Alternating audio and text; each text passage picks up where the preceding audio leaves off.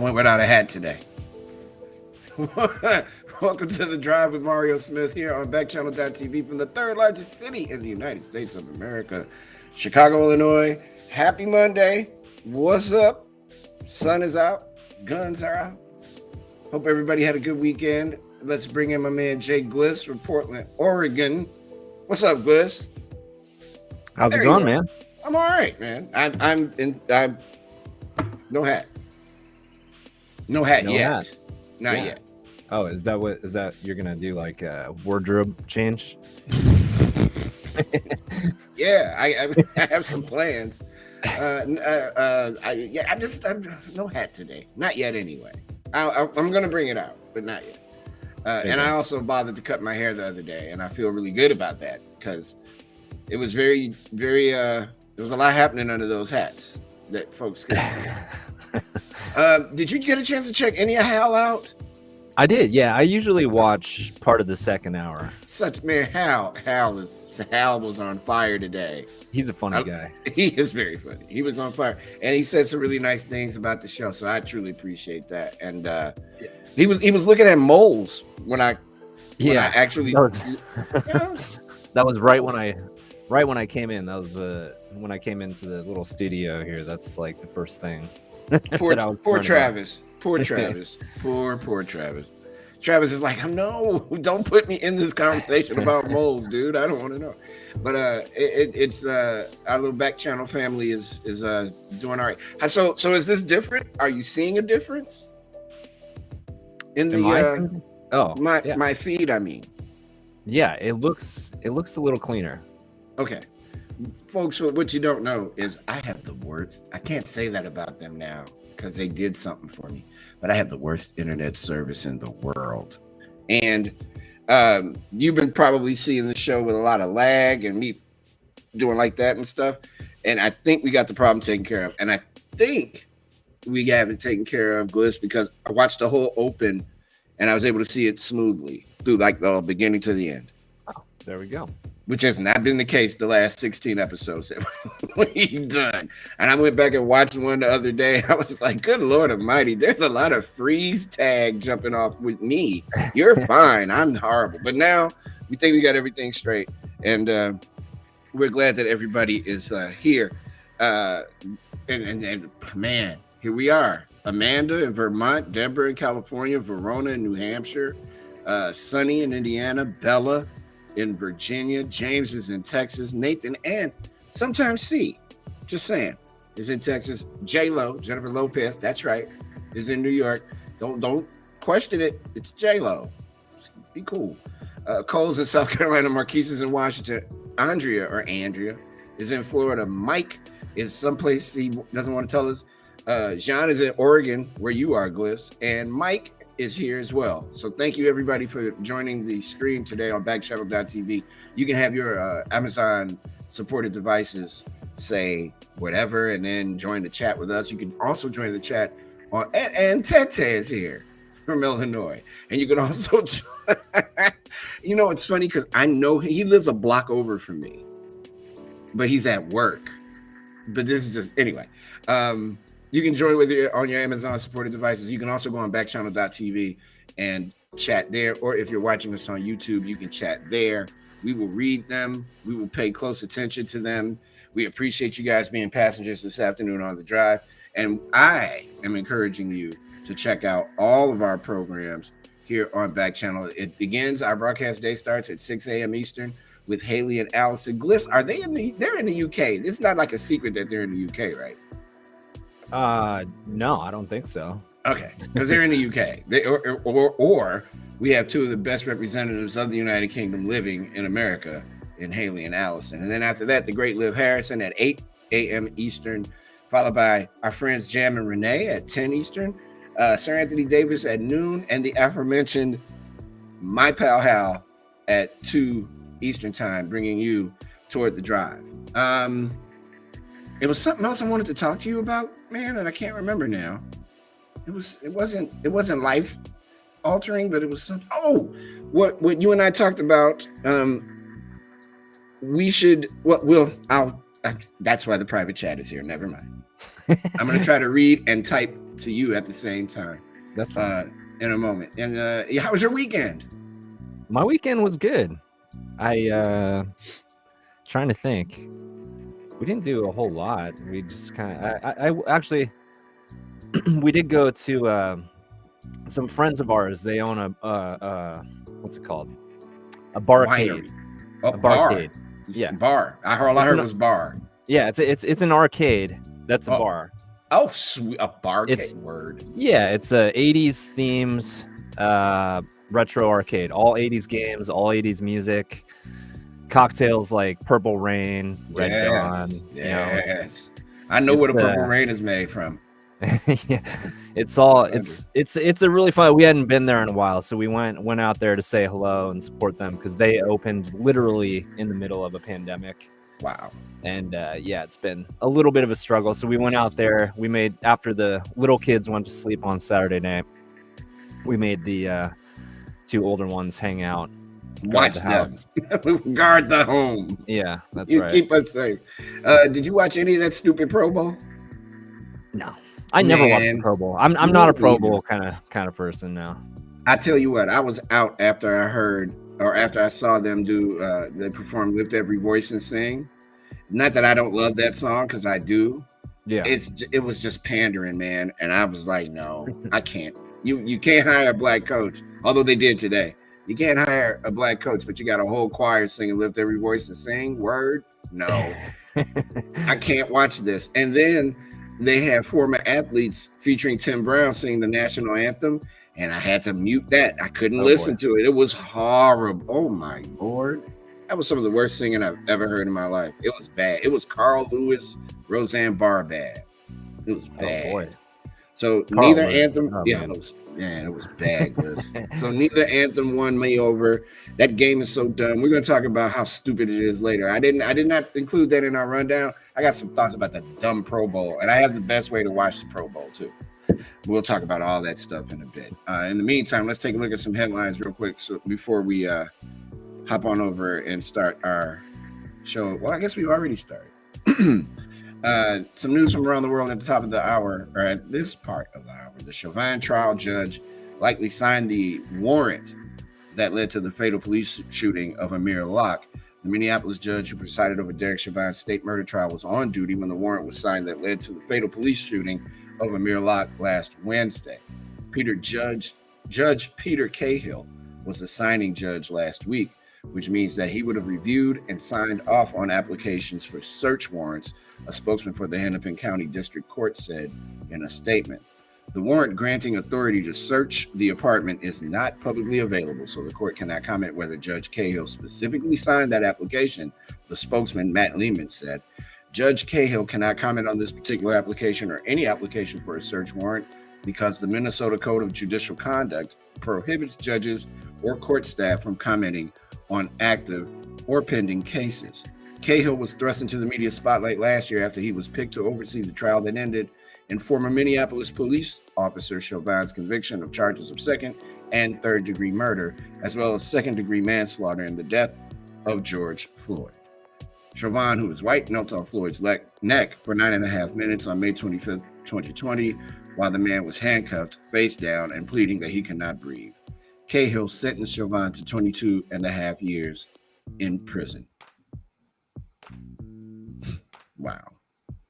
I know I'm supposed to go through these every time, man.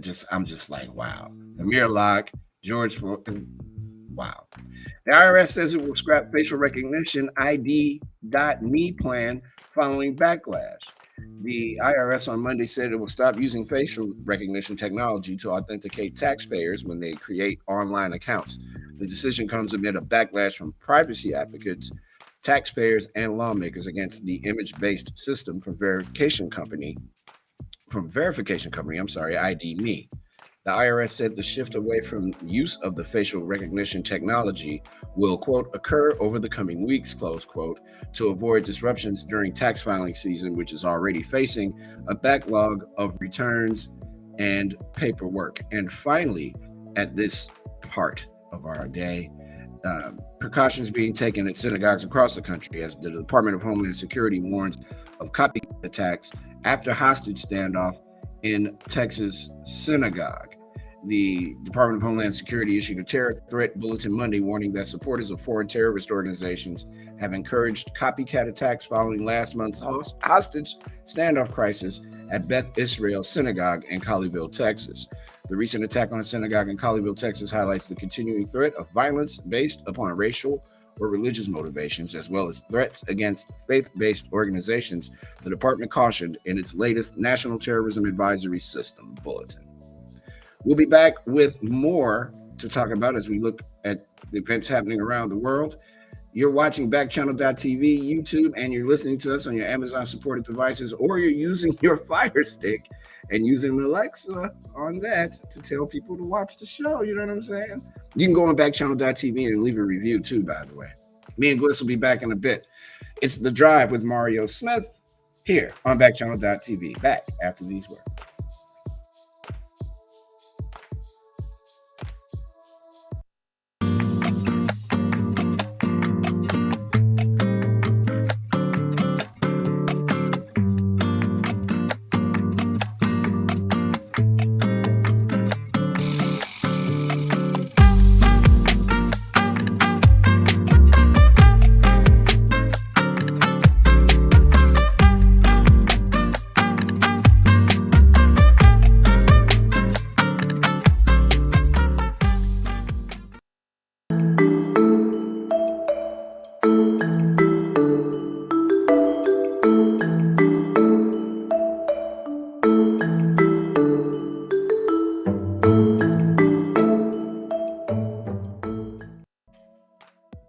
Hey, everybody, welcome back to The Drive. As I very quickly stop typing so I can talk to you. Good to see you. I am in a so I have something weird that's happening that you all can't see. My eyes are burning. I don't know what I did or what I touched, but for like the last, and this is weird too, for like the last few days, it's whew. And I'm not an eye drop dude, but I'm gonna have to because I can't. It's driving me crazy. Did you cut some jalapenos or something? No, oh no, there's no spicy happening in my stomach. Mm-mm. But I don't know. I think it might have been dust. I don't know, but whatever it is, man, since like Friday, it has just been really hard to, and my eyes are dry. Maybe I just need to like get some go to the general store down the street and get some drops for my eyes. By the way, Gary says, thank you. I thought that was a dumb idea anyway by the IRS. Gary T's here in Chicago. Yes, that's stupid. I don't need you looking at my face when I'm trying to file taxes. Is bad enough I gotta pay you? Now you want to look and see what I look like too? I actually had to do that because I did my taxes a couple weeks ago. Oh, you're good. I wait. And I remember we had talked about the ID thing, and let me tell you, in these two envelopes, Lisa, is my taxes right here. Well, I can tell you that ID thing we had talked about, that it sounded kind of complicated. Mm-hmm. I don't know how, like, if you're an older person that has trouble with technology, I don't know how the hell you're supposed to figure that out, because I had a hard time with it. And it literally, if I remember correctly, it's like you have to, it like redirects you, and then you have to follow a text link, and then you have to take a photo. And I mean, it was pretty complicated. That's a lot of work. I got through it, but yeah, it was a little ridiculous. Man, look, I need them to know I want to pay them if I owe them. I better not this year. I'm pretty sure I do, but I better not. But if I do, hey gang, you don't need to see this face. And you can watch Backchannel.tv if you want to see what I look like. I'm just saying. Correct has joined us, by the way, man, on the stream. Correct. Now, I don't know if this is this person's name or not. They're in Pennsylvania. Correct. Hi, welcome. Is this your name or is this your name? I got that from Seinfeld. Is this your name? It's an interesting name. I ran into somebody this weekend that's been watching the show. Really? That does not chat or anything, but they're like, yo, I've been watching. This is exactly how the conversation went, Gliss. It was a beer was going up, and the guy walked over and goes, hey, man, I'm checking out your show on YouTube. I'm like, yeah? He's like, yeah, it's pretty good. I'm like, oh, all right, thank you. No, seriously, he said he likes the show. Thought it was pretty interesting. I'm like, okay, cool. Working on it, man. Yeah. It's not work. I mean, look, I have had people walk up to me and say some real heinous, you know what, that was not complimentary at all. It's kind of like, yeah, you can let that beer go and just come on outside for about 10 minutes because all it's gonna take for me to hit you. And I'm like, no. Slow down. No one's done that. I'm good. And it again, it looks like my setup is setting up. This isn't bad. Okay, it's about time because it's really rough to do it all. It's doing the robot with you guys on this show. Hey, man, you know what we're approaching? Besides this being episode 17 and we're getting close to 20, the White House still doesn't have a clear plan on how life's going to look after the pandemic. Oh, man. The COVID-19 crisis, Gliss, is nearing the second anniversary of the pandemic declaration by the World Health Organization on March 11th. We should do something special on March 11th. What day is March 11th on? Hold on. Let's see. I got my calendar right here. It's a Friday. Oh, do you have it? Word. We must celebrate. You get a cake. I'll get a cake or a cupcake or something. And we'll happy anniversary the second official anniversary of the pandemic. Many people are now ready to know both when and how society can return to what we used to think of as normal. In the United States, the White House has told CNN that federal officials are thinking about what comes next after the U.S. transitions out of the current COVID-19 emergency and into a greater state of normalcy. But officials still have not released a plan for that transition. Time out. Do we need a plan? Shouldn't we just know? You know what we need is for the World Health Organization to say, you don't need to wear a mask anymore. That's when you know. But it's never going to be normal again. That's dead. If you're looking for normal, I mean, are we really looking for normal? What is normal? You've been in the house for a year. You kind of were outside for a year. And even though this is the second anniversary, it's like 3 years of this nonsense almost. And now we're supposed to just pick up right where we left off. I think this is a whole new world. I don't think anything about this is going to be normal. If anything, we should be trying to make sure it's not normal. Who wants normal? You know what normal was? Normal was a summer of uprising in the United States. Normal is cops killing people. I don't want that normal anymore. Is that, am I asking for too much by saying I don't want that?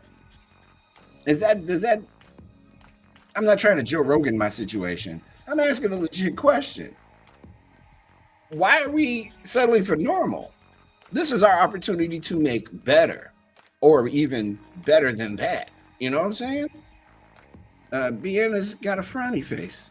I don't know why, but I'm sorry. I mean for you to be upset. Steve and Iceland have joined the stream too, by the way. I don't know who Iceland is, but I really want to know if that's your name, because if your parents named you Iceland, you got some cool parents. Can you imagine?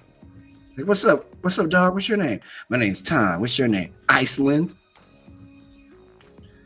Right now, focus is on fighting Omicron. White House coronavirus response coordinator Jeff Zintis said at a news briefing last week when asked about whether or when there might be guidance from the White House on what a transition could look like.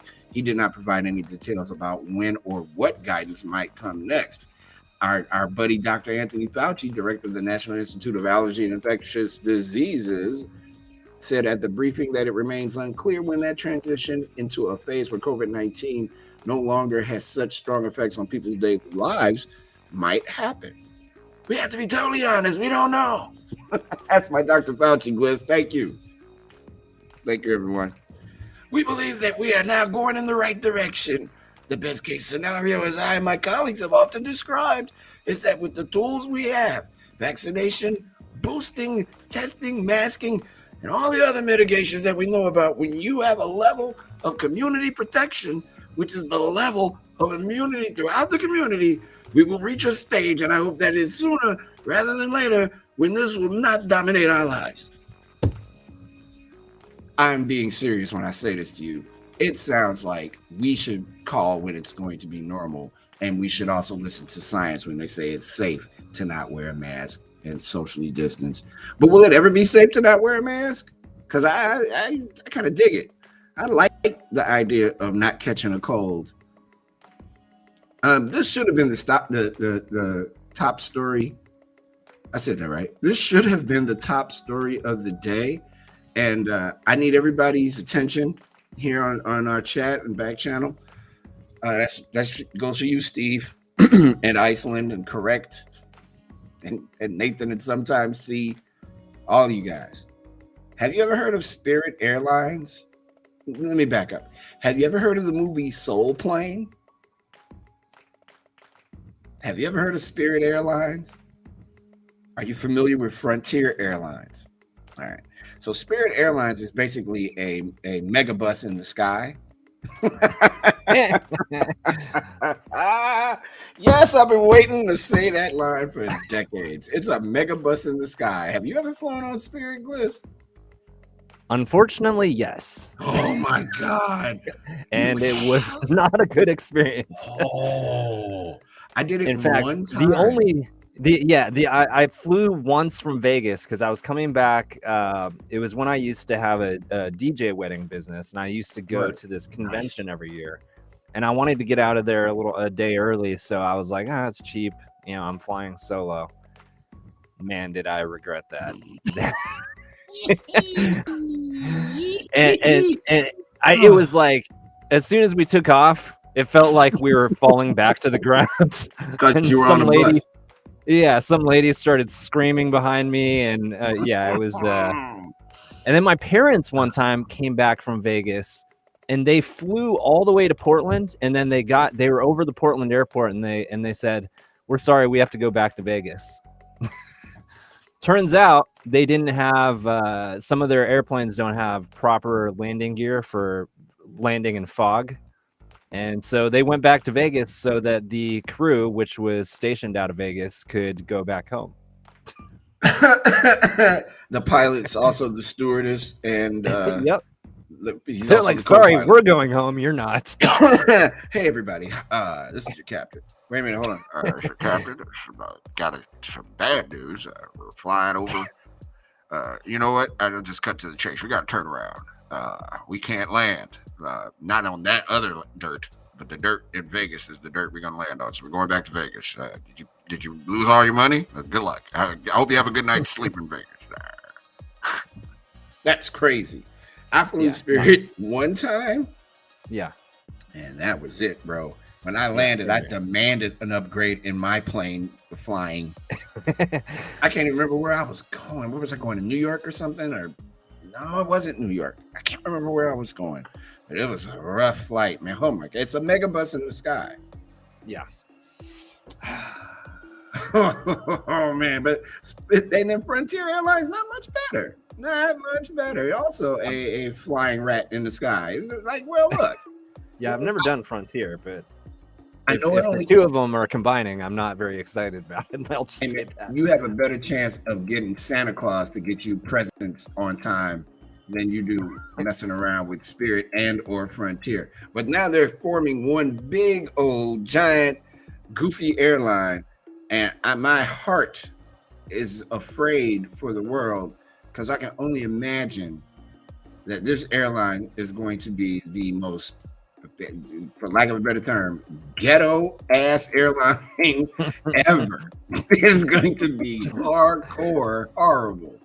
The deal is expected to close in the second half of this year, and there aren't a lot of details other than, use your imagination. Spirit and Frontier Airlines, they haven't decided. You know what? And this is where our first of all, they'll be the 5th largest airline in the United States. That's frightening.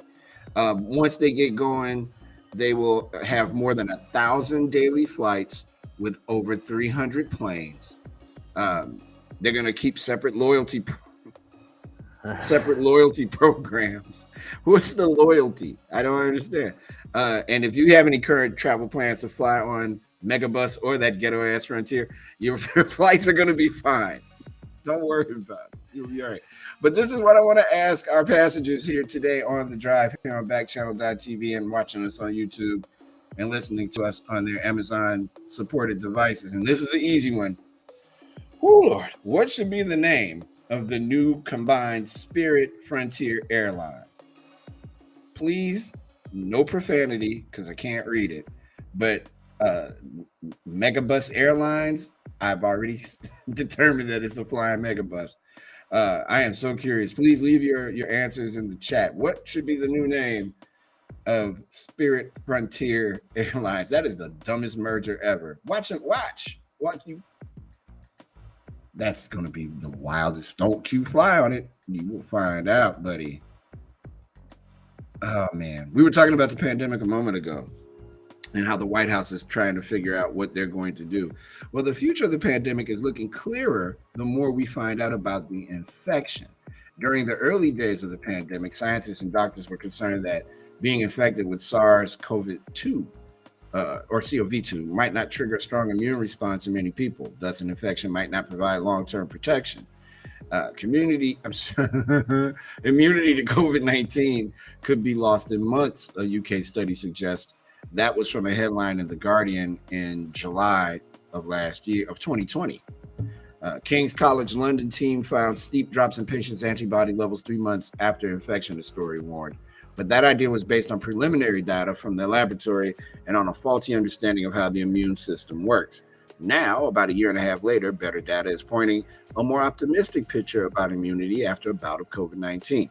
In fact, a symptomatic infection triggers a remarkable immune response in the general population, likely offering protection against severe disease and death for a few years.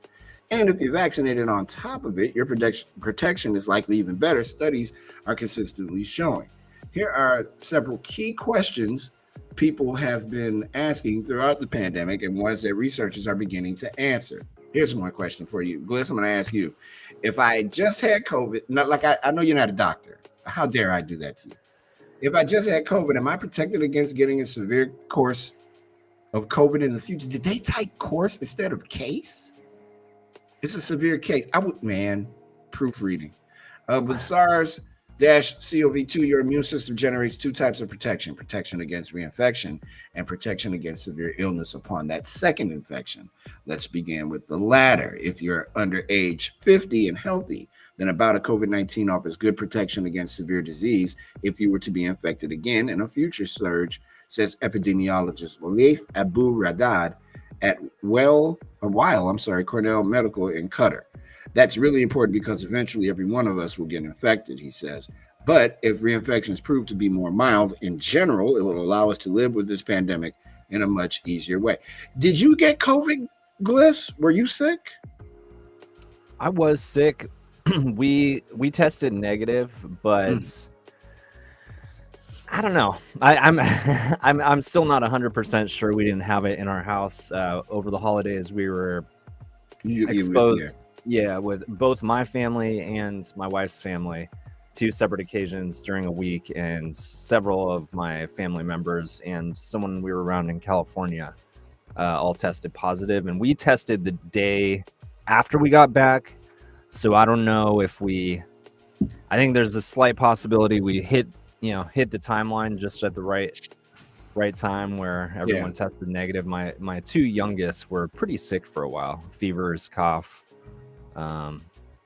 shortness of breath. So I'm not sure if I had it or not. I think I may have, but I think it happened after getting the first vaccination. Like after it. There was just a period where I was feeling lousy no matter what I did, and super fever and all that junk, and then I was fine. And there wasn't a lot of test availability then, you know what I mean? So I couldn't like find out for sure. I got my test in the mail the other day, as a matter of fact, from the government. They can't figure out what to do when this is over. I say party. I have a solution. Big old honking party. But if everybody's going to get it once, it would seem to me that getting vaccinated would be a really solid idea. I don't see how that could be a bad thing. You know, maybe it's just me. I feel like that's the route to take. Again, I get it if folks don't want to get vaccinated. I don't understand it, but I mean, I get it in terms of you being a little fearful of the government being in your business. But aren't you watching this on a computer that has a camera on it? And can't they tell every step you've taken because your location is on? Looks like everybody's already in your business. Get a vaccine. Stop playing. A brain circuit tied to emotion may lead to better treatments for Parkinson's disease. Listen up, everybody. Paul knew his young grandson was in danger. This is from NPR, by the way. Out of the corner of my eye, I could see this little figure moving, he says. The figure was heading for a steep flight of stairs.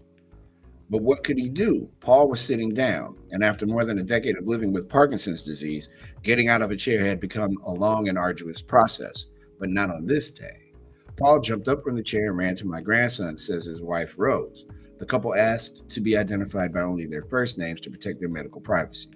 I mean, he just got up like there was nothing and ran to pick up Max.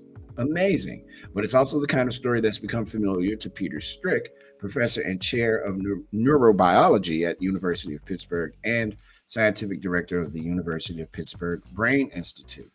It was a great example of what people call paradoxical kinesia, Strick says. It was a description of just what we are studying. Paradoxical kinesia refers to the sudden ability of a person with Parkinson's to move quickly and fluidly, the way they did before the disease eroded a brain area involved in movement. The phenomenon is a variation of the placebo effect, but instead of being induced by the belief that a sugar pill is really medicine, it tends to appear in situations that involve stress or strong emotion. For Paul, it was the fear of his grandson falling down the stairs, said Strick, who learned about the event in an email from Rose. Strick believes the placebo effect deserves more respect than it often gets. Dr. Strick says, I love it when people say it's all in your head because your brain is in your head. He says, there are real biological underpinnings for these kinds of things. So Strick has assembled a team of prominent scientists to find the biological underpinnings of paradoxical kinesia.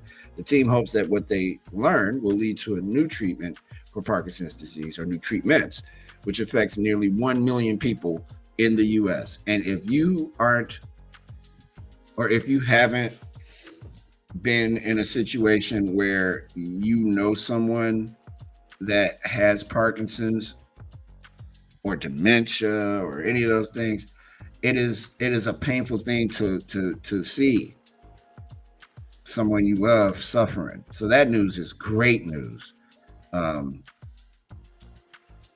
You know, I I say this a lot, and I'm bragging. I'm 54 years old. It is something I think about a lot. And if we're all being honest with ourselves, we all probably have thoughts about it, right?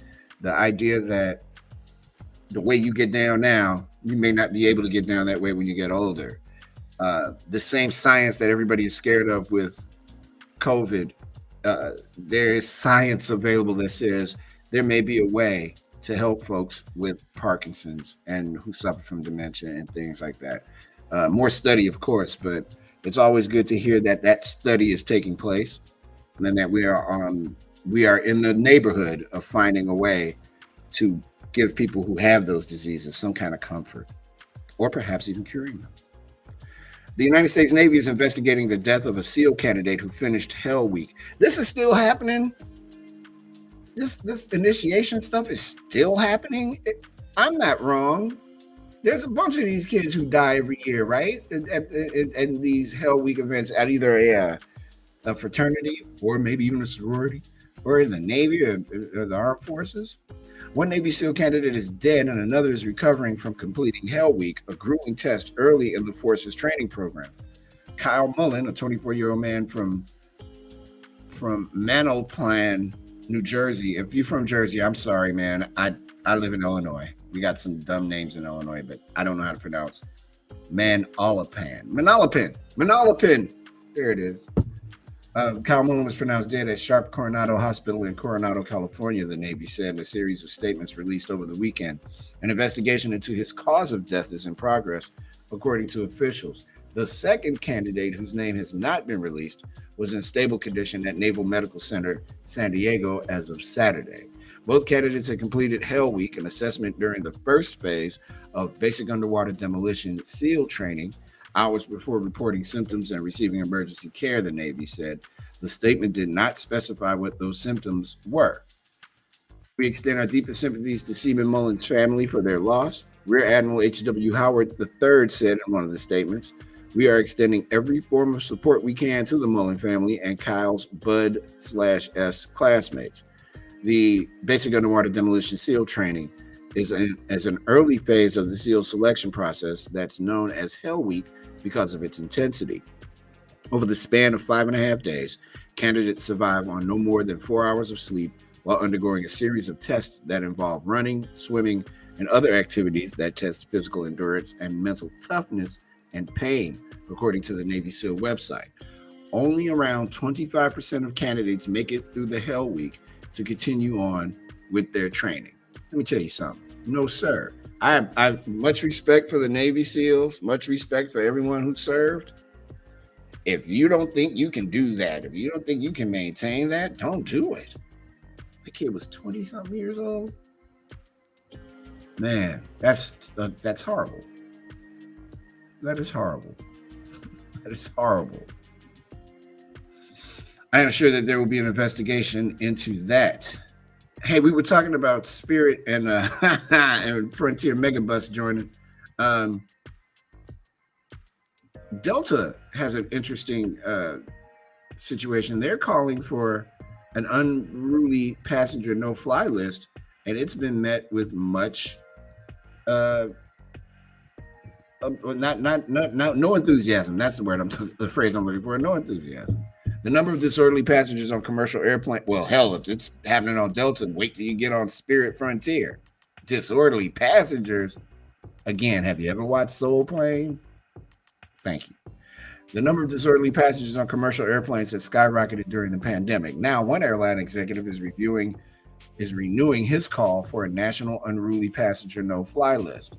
Edward Bastian, CEO of Delta Airlines, sent a letter to U.S. Attorney General Merrick Garland last week, asking for the federal government's help in setting up a nationwide no-fly list for people who misbehave, sometimes violently, on planes. Okay, you know what? You don't need a no-fly list. Don't they have marshals on those planes still? Are we still doing marshals? Because, you put a few marshals on a plane, one of the Karens gets out of line. Hold on, don't take off yet. Unless you're on Spirit or Frontier to make you go back. Don't take off yet. Don't take off yet. We got to go back. We got to get them off the plane so these folks can get to where they got to go. This is crazy that people are like, after the first part of the pandemic, when they first started letting folks back on planes with a little bit more regularity, people were losing their minds. Didn't want to wear masks. Still don't. Trying to beat up other passengers on a plane. I never heard of such a thing. I think maybe they should go back to serving stronger drinks on airplanes. Let you smoke a cigarette or something, whatever calms you down, so you can stay your ass in your seat. And don't bother me on my flight to Miami where I'm going to cool out for a week. I'm not going to Miami. I'm just saying. That's wild. My friend Tete here says that he wants a no ride list for the CTA. That's the bus in Chicago. Everyone that rides the CTA wants that list. That would be fun. Have you ever been on I haven't been on a plane that had trouble, but I was on a Greyhound bus that the federal marshals waited. They were okay, real quick. So I was going to see an ex who lived in Miami, and I took a Greyhound because I wanted to see the country. That's when I was in my writing mode, like really heavy. I was like, one, I was not getting on Spirit or Frontier, so I figured the bus was safer, which it was. And this couple guy on the bus, I can't remember what state it was, and they were clowning. They were like going back and forth on the bus, trying to steal people's stuff, all kinds of crazy. When the bus pulls into Atlanta, and by the way, the Greyhound pulls right next to the strip club in Atlanta. Maybe it's convenient for some people. I didn't get it. Magic City, that's what they call it. And there you go, Margie. Keep them off the planes. Natural consequences for animal behavior. Absolutely. For entitled behavior. I said animal behavior. Yeah, same thing. Same thing. But when we get to Magic City in Atlanta, the FBI, federal, it's all kinds of people with names on with letters on the back of their windbreakers, and they whisked those two folks right on off, and away they went, never to be seen again. Crying, it was wild, man. It was wild. So yeah, they do need a no-fly list. Sure do. And real quick before we jump into our next segment, you know how people talking about cryptocurrency, how it's not going to work and it's going to change how the dollar and all that.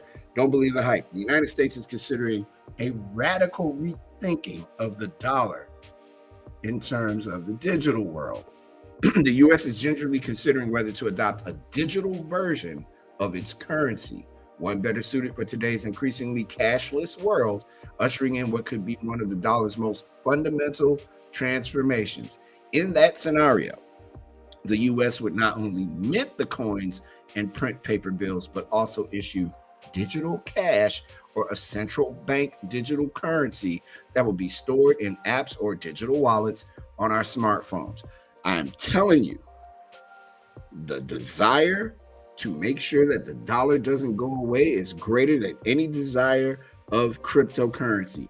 The dollar will be here and it will be involved, and that is how they will regulate cryptocurrency. My words. Remember, I said that to you. What's the name of the new merger between Frontier and Megabus in the Sky? Spirit. Let us know in the chat. We would appreciate it. You can go to the chat or on backchannel.tv, or you can do it in your Alexa supported device. Again, appreciating everybody that's joining, John and Marquise and everybody. Thank you so much for being a passenger on the drive today. We'll be back in a moment with more of The Drive with Mario Smith here on backchannel.tv.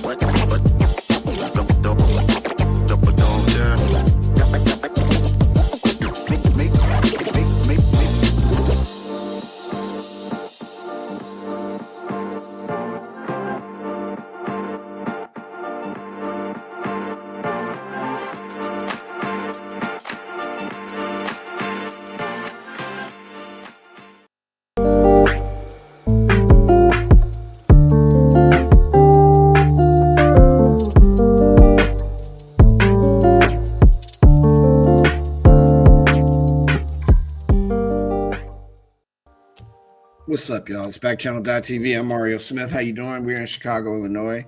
Pardon me for doing this, but it gets hot under these headphones. Doing this a long time, it's still, feels like somebody is pressing down on me. If you're just joining, no hat today yet. I will make a determination of when the hat will come back. President Biden, Gliss, is vowing. It's really amazing that this senior gentleman is running the United States. He should be chilling. But he is saying that if Russia invades the Ukraine, Plans for the Nord Stream 2 gas pipeline to Europe will be halted, which is why I don't think they're going to ever fire a weapon. I think this is all going to be uh, diplomatic, and not diplomatic in a good way, but settled through diplomacy, not through guns or anything like that. And there's two other things that I know for sure. Donald Trump's never going to declare himself to be president because all the money that he's been getting from these dopes that have been giving him their money, he doesn't hold the office. He'd have to claim all that money as campaign contributions. He ain't going to do that. And I can't remember what the other thing was that I thought of earlier today that'll never happen. It'll come back to me. But if you're looking for Trump to say he's running, he ain't never running. That's over with. It has happened. He'll endorse everybody, but people keep sending him money. He ain't running for nothing. And there you are. Thank you, everybody. That's my TED Talk. You're welcome. glad I can help you all out. Man, there are more than 66,000 people in Memphis that are still without power after the ice storms from last week. That is crazy. How is that a thing still? Oh, you know what, man? It is not showing me the story. It is showing me, I put the wrong tag here, Gliss. My bad. It's telling me something about President Macron. And it's doing it on You know what that is? That's, you know what that is? It's sometimes NPR does that because their stories, they put them in like a stack, and sometimes it takes a minute to update, and then it'll jump down to the. All right, let me see. If not, if not, I already know what people in Memphis are doing. They're screaming and yelling. They're hot, super angry, and not happy because they want to know why. Yep, it's doing just what you said. Wow, look at you! You are a technological genius. It's just something I've noticed because NPR has a lot of great stories in that, whatever that segment's called. It's like Morning Edition or something like that. But the problem is it has certain links, but it doesn't necessarily always go directly to where you want it to go. Michael's in Wisconsin, man. He just joined us. Gary in Kansas, not Gary T, but another Gary in Kansas. Welcome to the stream, fellas. Thanks for being passengers on the drive this afternoon. Wherever you are, it's 47 minutes after the hour, wherever you may be on planet Earth. Thank you. We have two folks here, by the way. Iceland and Correct are here, and we appreciate them being here as well. Oh man! But if you're in the Memphis area, there's 66,000. Well, if you're in Memphis and you have power, you may want to pass this word on to the other folks. 66,000 customers in Memphis, Tennessee, still don't have electricity after an ice storm swept through the area last week and caused widespread outages. Memphis Light, Gas, and Water said that it expected to restore power to 90% of customers by midnight today, or that would be Tuesday, but that a full restoration won't occur until midnight Thursday. Oh, no. How much is a bill in Memphis? Aren't you like yelling? It's like, what are y'all doing with this money we give you? That's 66,000 people without power after a week? Man, that is wild. Oh, did you hear, by the way, about the gentleman in Illinois here in Chicago? And again, Gliss, I'm not lying. Right down the street from my house that walked across Lake Michigan about 1,000 feet out into the lake. This happened on Friday. That sounds nuts. So this kid from the University of Chicago took a walk down 55th Street. I'm thinking he was closer to the Museum of Science and Industry, which is on 57th Street here in Chicago. Again, right down the street from my crib. And he walked out onto the water at least 1,000 feet. He was in the... Okay, so now there's a lot of snow and ice. This kid is just walking and walking and walking. And then he doesn't realize that he is in the middle of the lake until he turns around and he goes, oh man, I'm pretty far out. There was a camera crew from Fox News Chicago that was doing a shoot when they saw him, and they immediately called the police. So they had the cops, fire department, the water rescue, all this stuff. And then he started walking back. So now he is walking across the same ice that he's breaking, essentially. The dude never falls in. He's safe. They gave him a disorderly conduct. I would have been a lot, but see, he got off good if it had been me, Judge Mario. Dude, are you stupid? Do you not realize that you're in the middle of the lake? Look, know your landmarks. You go to the University of Chicago. There are more students have died at the Promontory Point on just like falling in the water, taking a swim and going too far out. And this jamoke walked all the way into the middle of the lake. I say that to say there's another story related to not him because he's a dummy. I don't. How do you go to the University of Chicago? Never mind. The Coast Guard is reminding man. It is really a question here in my neighborhood of how people who go to that school are seemingly kind of tender-headed and not very smart. I worked at that place technically for 14 years on the radio there, Gliss. Sir, there's some really, really thimble-headed geniuses that go to that school who are running our country. I'm curious now because I'm watching that video. I'm curious. Did they say whether he knew he was walking onto the lake? Or? He said he didn't know. Is there any way we can show that?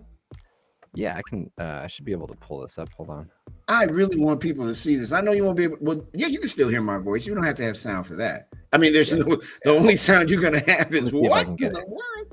So he says that he had no idea that he was going that far out into the water, and I can't believe that. I have a hard time believing that he didn't know where he was going, because right in that part, okay, if he would have been on the 55th Street side of Promontory Point, there's limestone. So he would have had to have jumped off of the rocks onto the water. He wouldn't have done that. By the museum on the 57th Street side, he can walk straight into the water. Now, this is the dummy. I mean, gentlemen, as you can see right here, the little spot, that's a human being. He is in the middle of the lake. I'm going to do my narration. It was at this point that he felt all was lost, as he was alone in the middle of Lake Michigan. Look at that. Look at that dummy. So that is stupid. So he absolutely did walk in on the side by the museum, which is their sand, but you can't tell it's sand because it's all the snow and stuff. And he walked out right into the middle of the dang on lake. You can barely see him. He's so far out there. I know. And I think he kept his mask on. I want to think he didn't have on a mask. I want to think that they gave him a mask. But look at the helicopter. Like, dude, I can't land on this because I'm not going down. You stuck, buddy. And had he fallen in, he would have froze to death in seconds. That's scary. He goes to the University of Chicago, where our future leaders are. Don't you feel smarter now that you know that smart gentleman is there? Michael Lockett says they should call it Fear It Airlines. That is a perfect name for it. Fear It Airlines. That's pretty good. Fear It Airlines. So that story about that guy leads to this story about what the Coast Guard did this weekend. They rescued 18 people stranded on an ice floe in Lake Erie. The Coast Guard is reminding winter thrill seekers to take precautions, not chances. That sounds like a romance novel. Harlequin romance. A Lifetime movie. The Hallmark Channel for Christmas. Take precautions, not chances. After rescuing more than a dozen people who got stranded on a floating piece of ice in Lake Erie over the weekend, the large sheet of ice known as an ice floe broke away from northern Ohio's Catawba Island while people were there snowmobiling. The Coast Guard said in a tweet, the rescue effort involved a helicopter, an airboat, and a local Good Samaritan who also had an airboat at the scene. According to the Coast Guard, a helicopter from Air Station Detroit. That's not the name of it, is it? Is that really it? Air Station Detroit? Spotted the crowd of people on a drifting piece of ice around 1 p.m. local time on Sunday, as well as several ATVs looking for a route back to land. The helicopter lowered its rescue swimmer and began hoisting operations. That's the name of my new band, Gliss, Hoisting Operations, or Air Station Detroit. While Station Marblehead's airboat got underway, it explained. The helicopter hoisted up 7 people. The Coast Guard airboat rescued 4 others, and the remaining 7 were transported to shore by the Good Samaritan. No one required medical attention, the Coast Guard added. But not all stories have such happy endings, and officials are urging anyone seeking recreational opportunities on the ice to be careful. They advise dressing appropriately for the water temperature as opposed to the air temperature, wearing a life jacket, carrying a reliable form of communication, and bringing ice picks or screwdrivers that can help them self-rescue if they go through the ice. Bliss, what the hell is a gin and orange juice going to do for me? Wait a minute. They're not talking about that kind of screwdriver, are they? My bad. I'm sorry. I thought they were. Sorry. Never mind. Stay off the ice, dummies. It's cold. You don't need to be in a snowmobile unless you're like in a forest and you got a rescue dog with a big barrel under his neck to save your stupid butt when you get caught in the snow. What's wrong with you? And to that dummy that goes to the University of Chicago, you should transfer to another school. Go to a community college. Not that people who go to community colleges are dumb, but he's a dummy. He doesn't deserve to go there. It's the Ivy League of the Midwest. He walked 1,000 feet into Lake Michigan. These people are on an ice floe on a snowmobile. Lord, what is happening to the world? The damn planes are merging, and it's going to be a super mega bus in the sky. It's just all kinds of havoc. Bliss. I think we have time for one more. I don't like Joe Manchin. I don't know why I added that story today. I'm not as bad as Bette Midler. I won't talk about the entire state, but you know what? I better read it though. He's not on the ballot, but some 2022 conservatives, I'm sorry, candidates. Only reason why I refer to him as a conservative because I think he's really a Republican. He just likes running as a Democrat because he can win in his state. Don't think he can win if he's not. He's not even on the ballot. But that's not stopping many Democratic Senate candidates, I'm having a hard time, from effectively running against him in competitive primaries, whether attacking Manchin on Twitter, invoking his name to raise money, or accusing rivals of resembling the conservative Democratic senator. Manchin's prominence in key intra-party contests attests to how much of a villain he has become to Democratic primary voters, along with Arizona Senator Kristen Sinema, who's also maybe a Democrat. Manchin has been scorned by Democrats for blocking President Joe Biden's key priorities, including the Build Back Better social spending and climate bill and a filibuster carve-out for voting rights legislation. It's definitely effective for fundraising and ginning up the activist base. Mike Micus, that's his name, Mike Micus. That sounds like a radio name. Like his name might be Mike Johnson, but Mike Micus, everybody. The Pittsburgh-based Democratic consultant said the only open question is, does it have electoral success? That's something we'll find out as the primaries progress. Joe Manchin, man, I'm good on Joe Manchin. He has no desire to see us win. Like us meaning the human race. He is wearing supervillain very well in his advanced age. I do not get it. I do not get it at all. And we were talking about the dollar is going to end up being digital. I could have called that for you. There was a Florida home, and what makes Florida so interesting for many reasons. It's going to be this home is going to be sold in a first ever non-fungible token deal, or NFT. So how does that work if the NFT? A home along Florida's Gulf Coast will be auctioned off in the upcoming week as a non-fungible token, and what is believed to be among the first such transactions in the U.S. NFTs use a version of the encryption technology employed to secure cryptocurrencies to create one-of-a-kind digital objects. The technology provides digital creations a kind of certificate of authenticity, allowing ownership of something that could otherwise be replicated endlessly. But it's a house. So can't you build another house? What are we doing? Why? Why is this happening?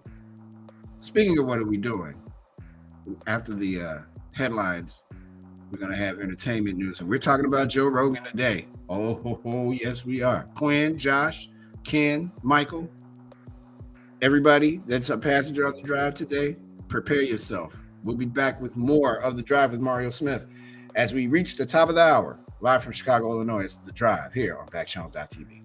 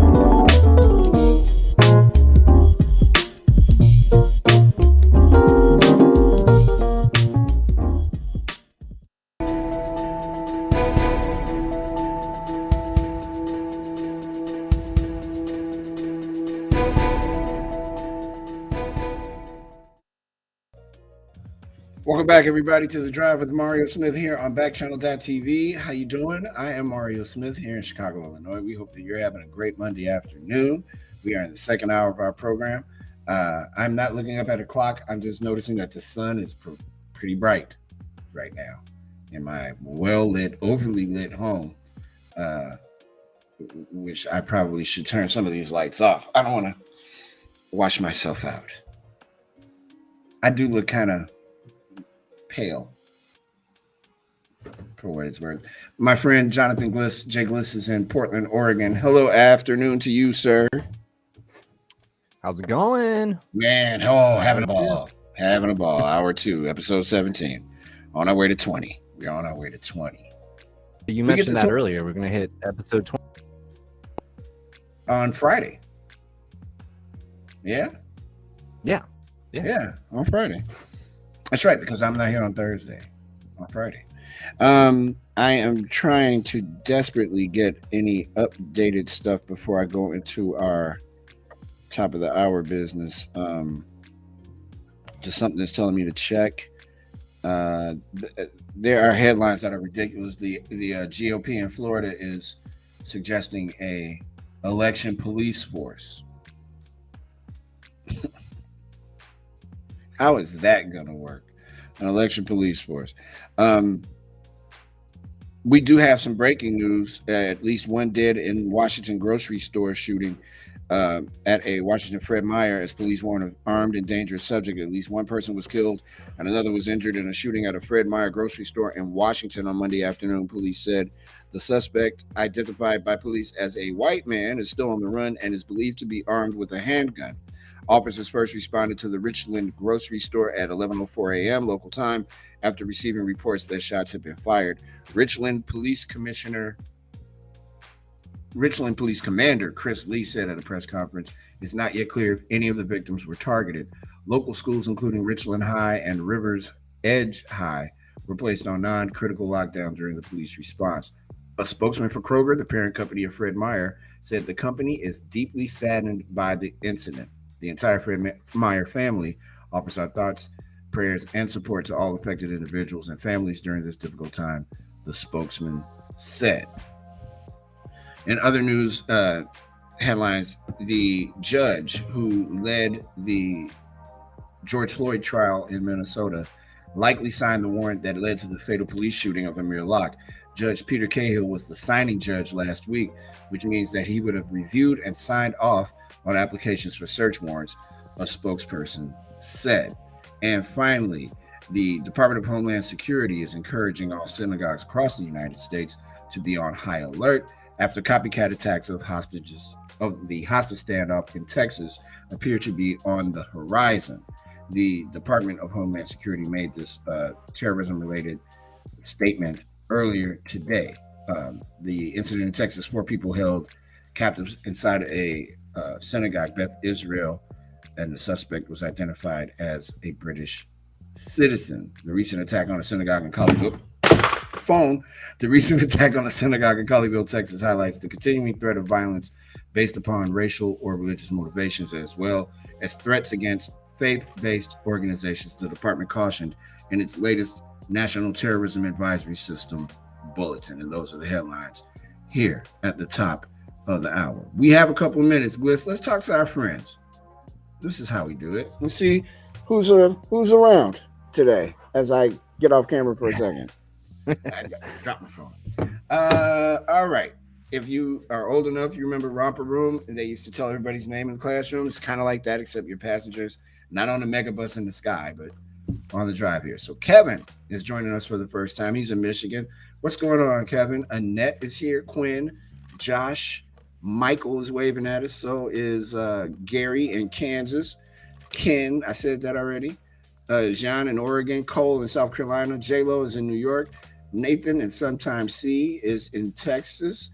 Valerie has joined the stream. Bella's in Virginia. Sunny's in Indiana. Verona's in New Hampshire. Deborah is in California. And Amanda is in Vermont. We appreciate all of you guys being on the drive. Our question, and if you're watching on YouTube, we appreciate you too.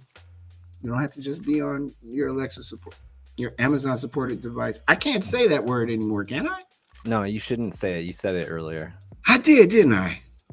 I'm I sorry. think I think the problem is I mean it's I don't probably want to not start that anybody's device. right. Yeah, that's the issue. You might kick somebody off because their Alexa or I just said it. Yeah, see, you did it. That was Blaming you. that was my fault. When we get But the email, I'm gonna be like, Gliss did it first. I I'm not. I don't think I said the A all the way though. It's okay. I mean, it's like, you know what it is? It's not like people don't know what we're talking about, but we can't really say it because it will activate your device and it may throw you off or whatever. I doubt if my voice is going to start anybody's robot anywhere in the world. Although at the terrestrial radio station at Lumpen Radio, we had a Amazon supported device in the studio, and we play a 2-minute PSA that encourages people to use their robots to listen to the show. And we said the name that me and you can't say, and in the studio it would go off every time. Yeah, right. And it's like, oh, okay. So we don't want to activate your device, but just say whatever to your robot. Say, I want to be a passenger on the drive. Say, I want to listen to the drive with Mario Smith. Say, I want to watch the drive with Mario Smith if you're watching with your Fire Stick, and it'll happen for you. Yeah, they can say her name, and right? Then I say, can't. And right, and say is the magic word. So say is the key, and then we will get your comments. Say what you want. That's a song. Michael Jackson and Paul McCartney for you kids out there. When we come back, we're going to have entertainment news. I got a lot to say about Joe Rogan, a whole lot. We're going to talk about the Super Bowl halftime show. Billie Eilish is a hero. I like Billie Eilish and her brother. They're both dope. And there's an Anna Nicole Smith biopic in the works. And I'm really excited to see what this woman looks like because I really like Anna Nicole Smith in a way I can't explain here on Backchannel.tv. We'll be back with The Drive in a few moments. It's The Drive with Mario Smith here on Backchannel.tv.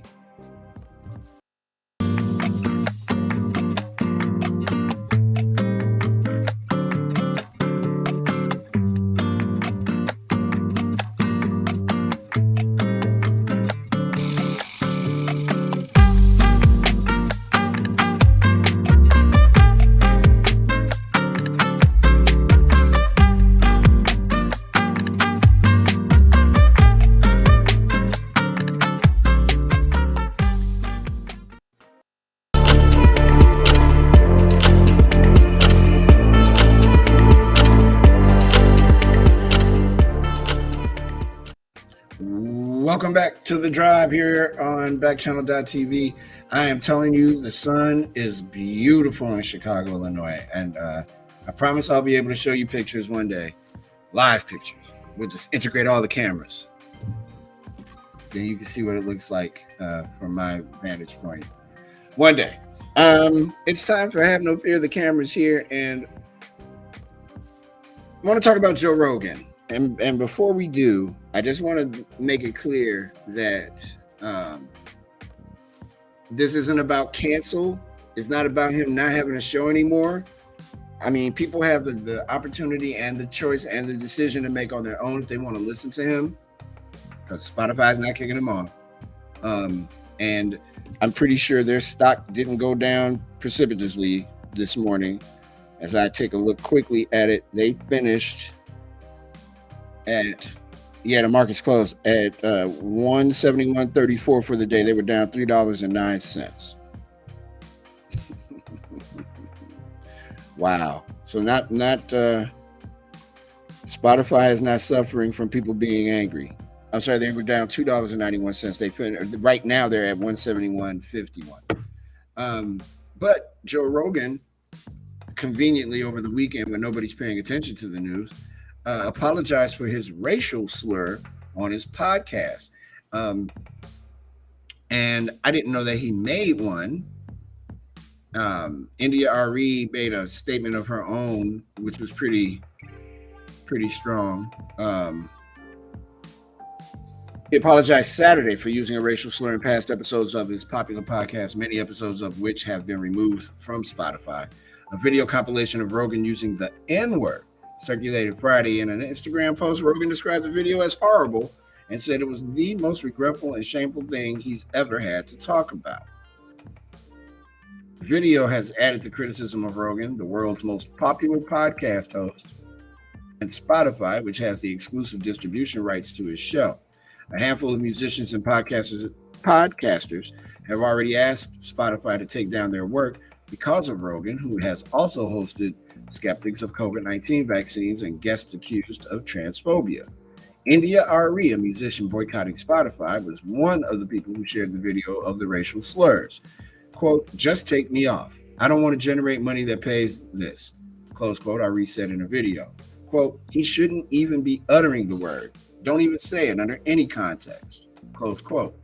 Spotify Technology SA took down dozens of episodes of the Joe Rogan Experience, according to a person familiar with the matter, and it was Rogan's choice to pull them after conversations with the company. All of the episodes were recorded before Rogan signed his deal with Spotify. A few days ago, Spotify Chief Executive Officer Daniel Ek said the company doesn't have creative control over the show and would only take down episodes that violated the company's content guidelines. Rogan started hosting his podcast in 2009 and has over the years amassed millions of loyal listeners. Last May, Spotify announced it had secured the exclusive rights to distribute his show, a deal worth more than $100 million. The comedian expressed remorse for using the racial slur, but he also said his words were taken out of context. He often used the word when talking about other comedians or news events. He said he doesn't use the word anymore. Okay, fair. You don't use the word anymore. All right. But then, here's Spotify. Spotify says Joe Rogan isn't going anywhere. Amazing. Joe Rogan's mouth has put Spotify in a tough spot, but the streaming giant is apparently not ready to part ways with the popular podcast host, despite intense criticism over his anti-coronavirus vaccine comments and racial slurs. Spotify CEO Daniel Ek said in a message to employees released Sunday that the company would not part ways with Rogan. Quote, while I strongly condemn what Joe has said and I agree with his decision to remove past episodes from our platform, I realize some will want more, close quote, X said in the note. Quote, and I want to make one point very clear. I do not believe that silencing Joe is the answer, close quote. The letter is the clearest indication yet of where Spotify stands on Rogan's fate with the company. It reportedly paid $100 million to exclusively host the podcast, so dropping Rogan threatens the bottom line, but is also a key part of the company's strategy to be a one-stop shop for audio. Quote, we should have clear lines around content and take action when they are crossed, but canceling voices is a slippery slope. Looking at the issue more broadly, it's critical thinking and open debate that powers real and necessary progress, close quote, Eck wrote. He said he was deeply sorry for the impact the controversy was having on Spotify's workforce. Whether Spotify continues to keep Rogan or cuts ties, the decision likely won't sit well with one side or the other in an increasingly polarized country. On race, the choices between keeping Rogan and sending a message that society has become too woke or showing that Spotify is more attuned to a multiracial society, said Adia Harvey Wingfield, a sociology professor at Washington University in St. Louis. Quote, if Spotify says we can't drop him, he has the right to say what he wants, that continues on the line where there's this implicit support to say racist things on these platforms, she said in an interview before X letter. The streaming site also has to decide whether offensive words are allowable elsewhere on its app, where songs with racist, homophobic, and anti-immigrant messages are available, said John Wiebe, a Northeastern University professor and specialist in emerging technologies. There's some real self-examination to be doing beyond Joe. This is a big moment of reckoning for entertainment and streaming platforms to see where the window is, what's over the line, Professor Wiebe said. All right, so here it is. Let's join me, please. Here's the deal, man. I get it. Joe Rogan is allegedly the most popular podcaster in the world. He makes a lot of money, and Spotify makes a lot of money off of him. Spotify pays their artists 0.003% of every stream that they get on their platform, whether they have the N-word in it or not. Joe Rogan makes $100 million. So where's this money going that Spotify doesn't pay the artist? It goes to Spotify, and apparently it goes to Joe Rogan. Full disclosure, I have a podcast that is on Spotify. We don't make any money from Spotify. They don't pay us. Why not? I'll take that 0.3% of nothing, but you're giving him $100 million. This isn't, and as much as it may be about the music that Spotify plays, that's a societal problem, which this is as well. And it's a bigger conversation, right? I want to know, how does Spotify, and it's easy answer actually, allow him to first have people on his show that are giving the wrong information about the science necessary to fight a pandemic and this deadly disease that is sweeping the world. And then a week later, oh, there's 70 episodes where he just happens to say the N-word freely. Now, Joe Rogan is known to cavort with, we'll call them the brothers from time to time. I'm not saying he's the enemy or anything like that, but that's two things now in the span of 2 weeks. What's the next thing Joe Rogan does that somebody doesn't like, that Spotify says we're not going to, kick him off? Here's the other part too. It's not about being woke. It's about being right. That's not right. That's fundamentally wrong. Every time I get on a mic, I have to remember who the audience is. I have to read the room. I cannot call people out of their names. I can't be homophobic or transphobic. I can't be insensitive to how someone feels about their sexuality or their personhood. Apparently, though, it's cool if you make $100 million for Spotify or from Spotify to say whatever the hell you want. I don't get it. Should they take him off the air? No, leave him on. Leave him on. Taking him off does nothing. It just allows him to continue to say the word freely in different places. Leave him there. But now you've got everybody's attention, and not in a good way. I think Spotify, in one respect, did the right thing, Gliss, but I don't know if they really have thought out what life without Joe Rogan is like for them, and if they're prepared for something like that. It's a bigger question that I would love to have some folks chime in on here on our chat. What do you think about Joe Rogan and Spotify? Your thoughts. Leave them at backchannel.tv. And if you're watching on YouTube, you can leave them there as well. Gliss, what are you thinking about this, man? I'm mostly with you. I mean, I think we definitely have come to a place where this cancel culture, if you want to call it that, is a little bit out of hand. I think that people should be able to, say what they want to say on their platforms, but there is a line being crossed. And I mean, one of the quotes you had in there said it. I mean, why the big issue is, why is he even saying it? Like, why say it? Like, if There's no reason to say it. Exactly. Like, that's the problem I have is he can say that he doesn't say it anymore. And that it was in reference to other comedians or whatnot. Just don't say it. You don't have to say it. Like, that, I don't say it anymore. Well, how often were you saying it, bro? Right? Exactly. That was gonna be my next question. I mean, like you said, it's what, 70 episodes? I mean, that's a lot. That's a lot. That's not like a reference. That's like you were just saying the word as if it was part of your vocabulary, and that's not cool. And like I said, you don't want to see people canceled, quote unquote, if just because of certain things they say. But I think there is a line that we have to be careful about. Like you said, you shouldn't be using your platform to put people down or say derogatory things.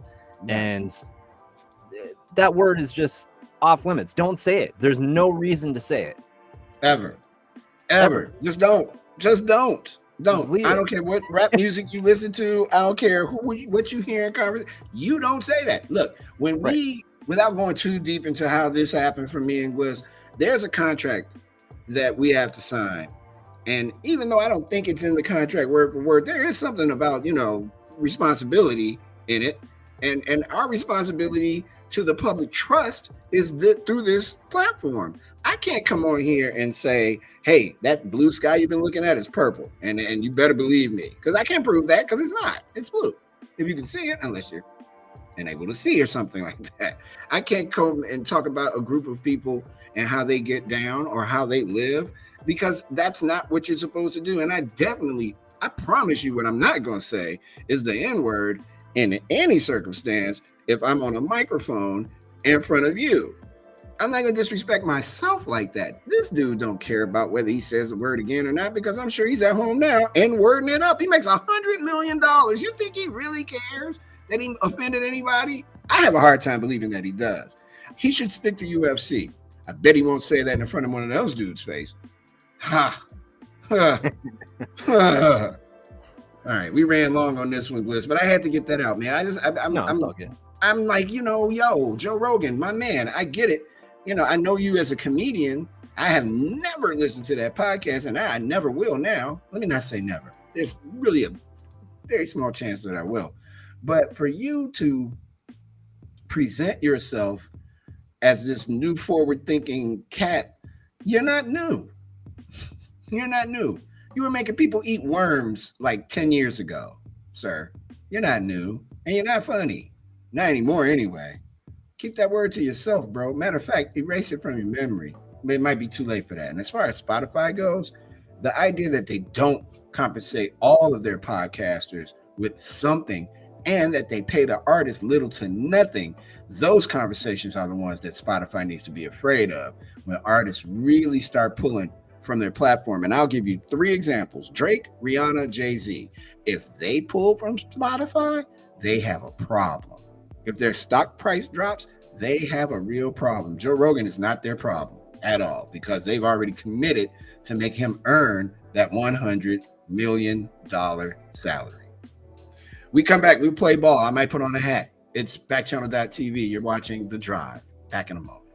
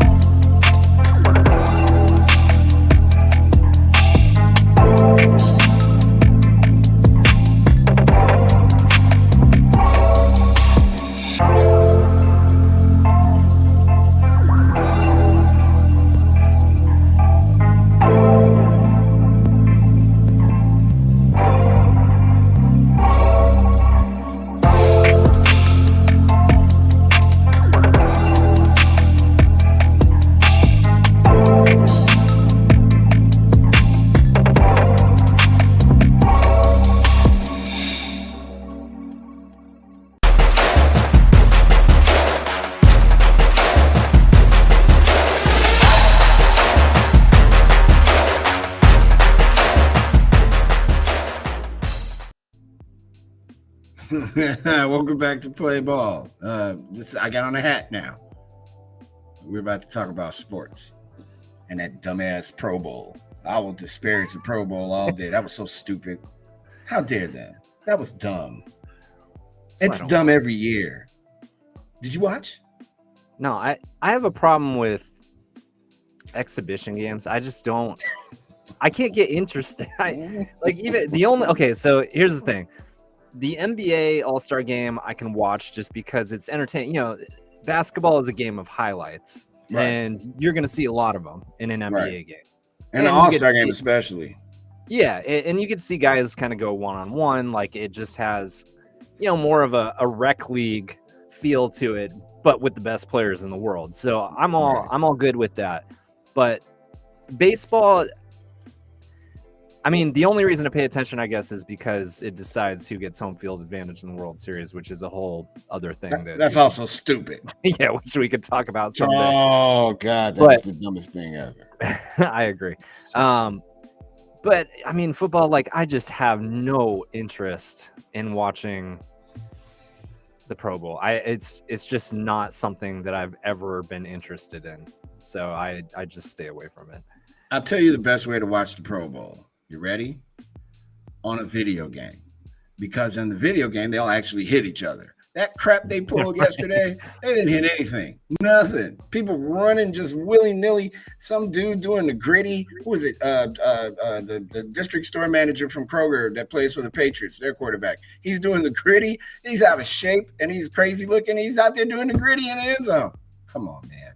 Stop. They should turn it into a flag football game. They should let the players play Madden for the Pro Bowl. That'd be cool. That would be so much more fun.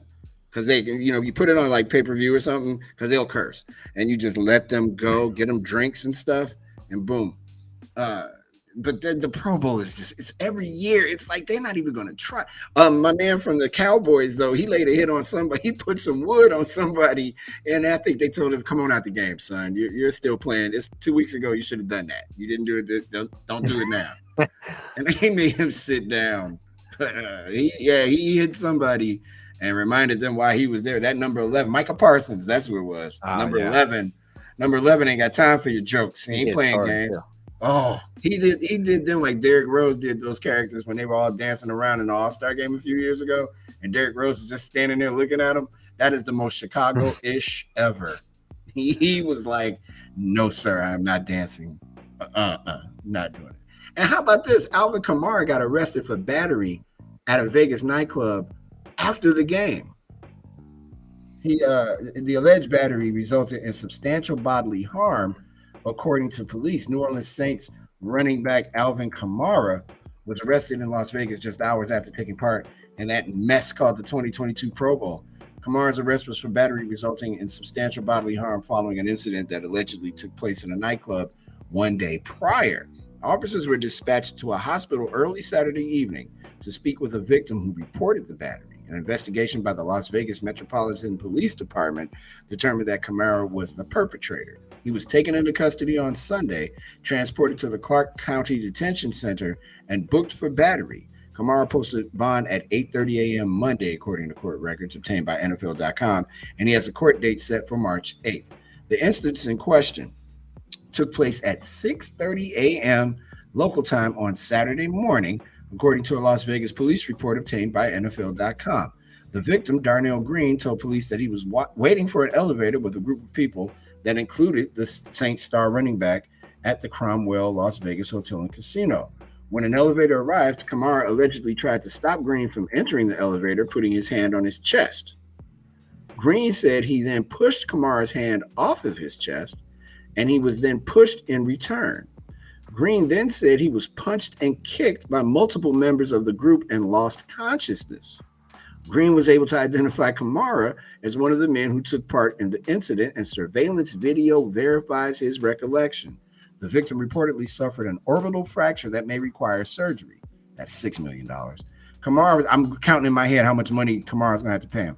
Kamara was interviewed by police inside Allegiant Stadium following the Pro Bowl. In the game, he caught 4 passes for 23 yards, and the NFC's 41-35 loss to the AFC. The third-round pick in the 2017 NFL Draft out of Tennessee was playing in his 5th straight Pro Bowl. He recorded 1,337 yards from scrimmage and 9 touchdowns in 2021, despite missing 4 games due to injury. Mr. Gliss, how much money will he have to pay for that orbital fracture, pain and suffering, and all the other stuff that happened? I'm saying $60 billion. I'd take that hit. No, you can't hit me. I hear what you're saying, though. No, he's a big dude. Even though he's a little guy on the field, he's a big man. He's a grown man. Yeah, no. Eating 2 and 3 steaks the little guys in sports are not little. No, not at all. You think they're little, but when you see them up close, they're not so little. Hey, Janet says hi. She's in Arizona. Hi, Janet. What you doing? What are you guys doing? What's everybody doing? What's for dinner? Can we ask what's for dinner? I'm hungry. What's for dinner? Not that I'm coming to your crib. Just want to know what's for dinner.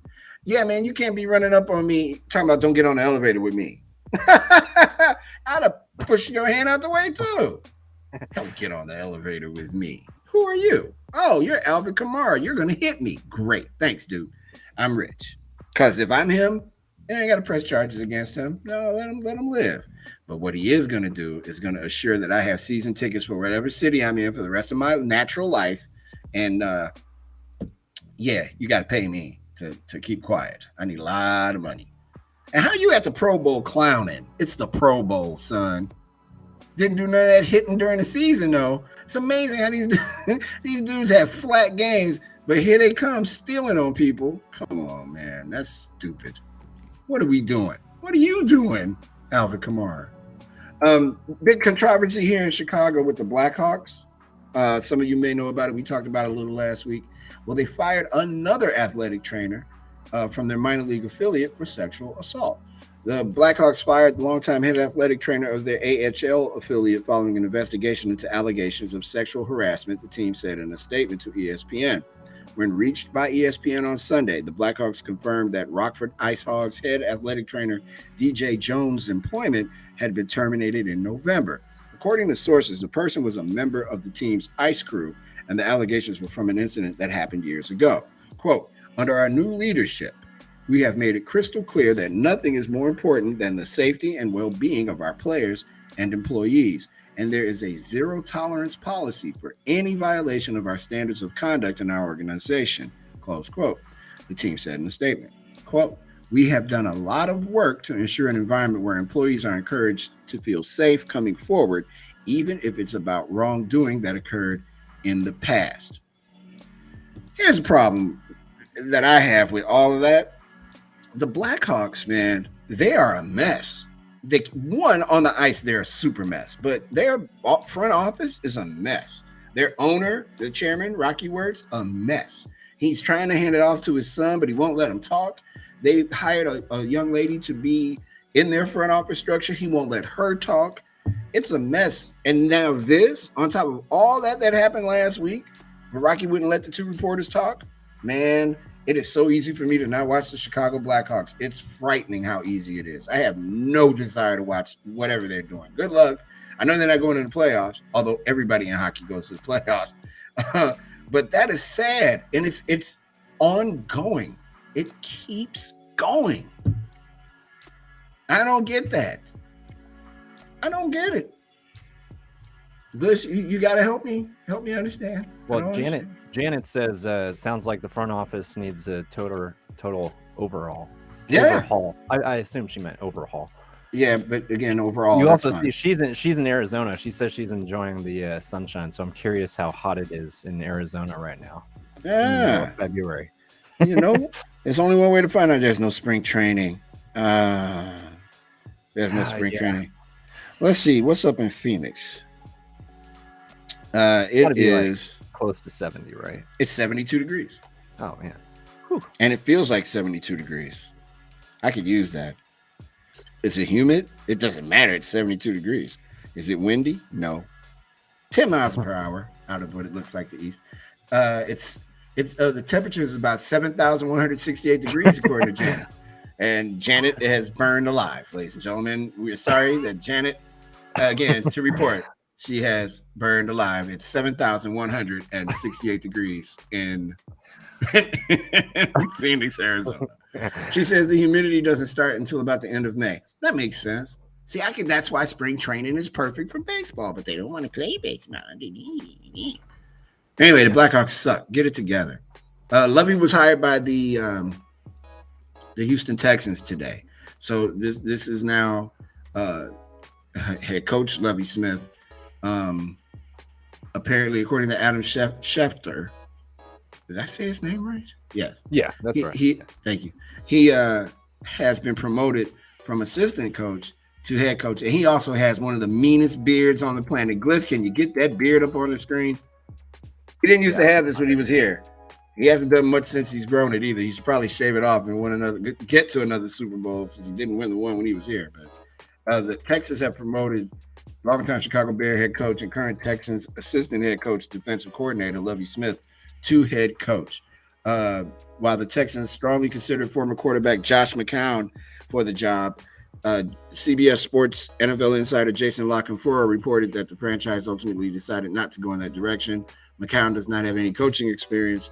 Ex-Miami Dolphins and current about to sue them right into the core of the earth, coach Brian Flores was also a candidate for the job, according to multiple reports. That's a good look for Lovey. Their ownership is insane, but I think that's a good look for him to be the coach of the Texans. I don't know what they're going to do about their quarterback though.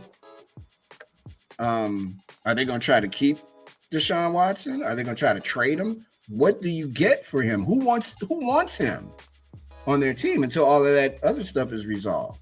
A lot of questions in Houston, but I can see there's the bearded gentleman. I can see him being so regal. That's a bit right, like he's about to hop on a chariot and ride off into the sunset. That's great. I love that. I mean, he might be the best coach the Bears have ever had, and I know that's going to make some people mad, but I'm just saying he did the job. They got to a Super Bowl, they didn't win it, and he may have coached himself out of a job here. I bet this second chance with them is going to be good for him. I hope it is. I like Lovie Smith. Seems to be a very, very honorable man. Couldn't do it at the University of Illinois and couldn't do it at Tampa. But maybe this third go around in the NFL might be for him. And I'm sure that there are folks who are like, well, see, we hired a black. There you go. Black guy got hired. So it's again, 70% of the workforce looks like me.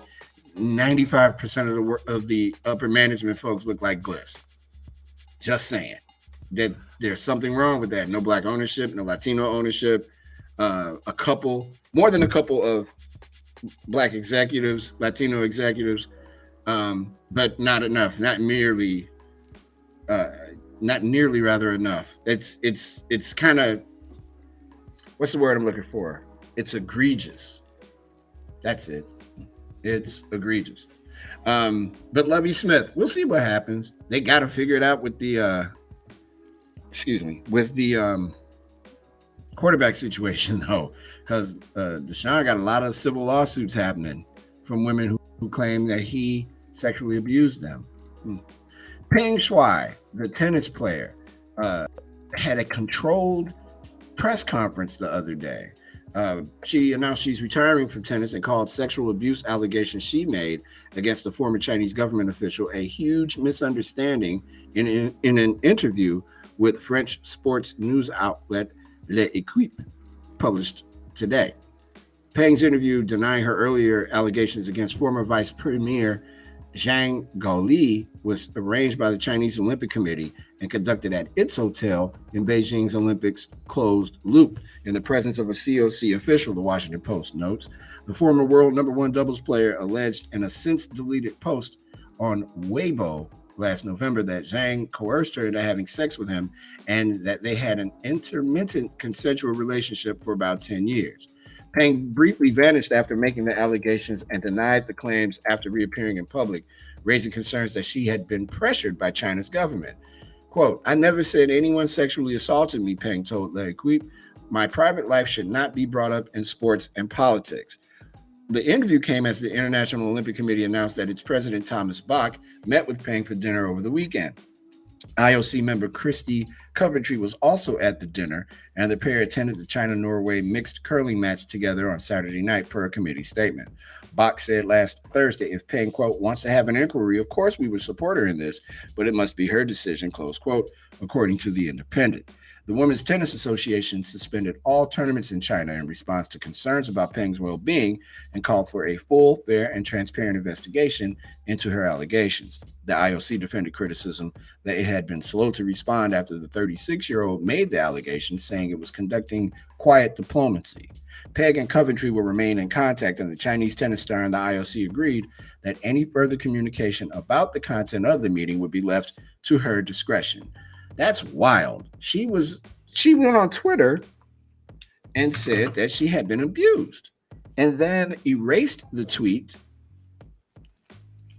And now everything is cool. Something seems off with this. Yeah. It's a little fishy. I'm not a detective, but if I was, I'm like, are you lying? Are you okay? It's blink if you're not okay. Something's wrong. And the Olympics is going in full swing here. Haven't watched the event. No, that's not true. I watched the snowboarding a couple of days ago, and I had the sound down because I was listening to some tunes. I should have had the sound up. The U.S. won, and it was kind of cool. Michaela Schifrin's Beijing Olympics got off to a dramatic and disappointing start on Monday as the Team USA alpine skier crashed out on the first run of the women's giant slalom. Quote, the day was finished basically before it even started, close quote, the 26-year-old American star told reporters after going down at just the fifth turn in her bid to defend the gold medal she won in 2018. Schifrin said she had gone too hard into the turn, resulting in the disastrous error.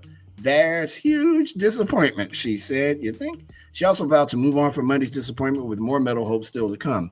Quote, we have to move forward because there's a lot still to come the next weeks, Schifrin added. She's the favorite in Tuesday night slalom, but is also a medal contender in the combined, in addition to having hopes in the speed events. The athlete says she suffered a string of difficulties throughout the course of the season, including previously testing positive for COVID-19 and suffering an injury. Still, she said her Monday crash was likely little more than a mistake. The Olympics, again, going in full swing. I know many people are watching. Bliss, are you involved in any Olympic television watching? Yeah, I've been watching. It's like one of those things. When the Olympics is on, we just kind of have it on during the day. So I haven't been, I haven't been like captivated by a certain event or anything. But generally speaking, we've had it on the last couple days. I'd like to catch some Olympic hockey.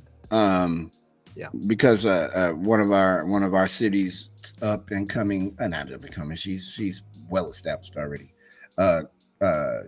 Reporters here is working for NBC, so I like how she takes care of sports. She's really good. Her name is Layla Rahimi, and she's doing the Olympic hockey. I'd like to see her, and she's also very pretty.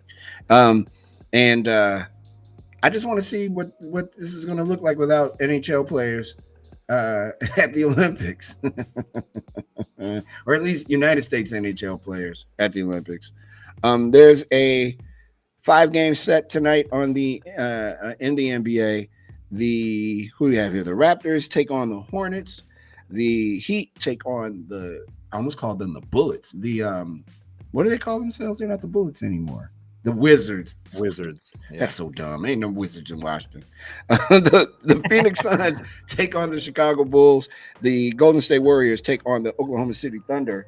And the New York Knicks take on the Utah Jazz in the late game tonight in the NBA. I believe the NHL is still out. My nose is itching. It doesn't mean I'm getting money. It just is itching. Gosh. That is really not a good look to scratch your nose on television. We're on television? What happened? I didn't know we were on television.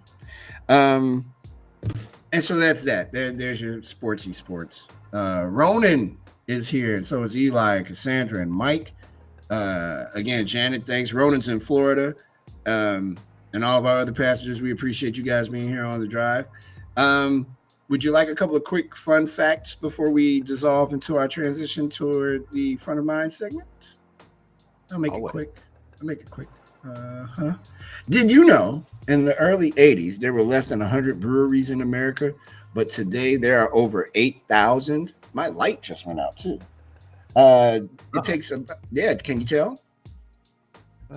Not a little bit. Not really. A little. Gary T said Rex Grossman is my quarterback. Yep. Yeah, I remember that. Where was I? Okay. It takes about 23 minutes of exercise to burn off just one can of Coca-Cola. 9% of us have cried while eating ice cream. Is that right? Is that what that says? That's what it says. Okay. Here's a great one, Gliss. Amazon.com ships 18.5 orders per second and 4,000 orders every minute. That's a lot. It sure is. 12% of men grunt at the gym because they think it impresses women.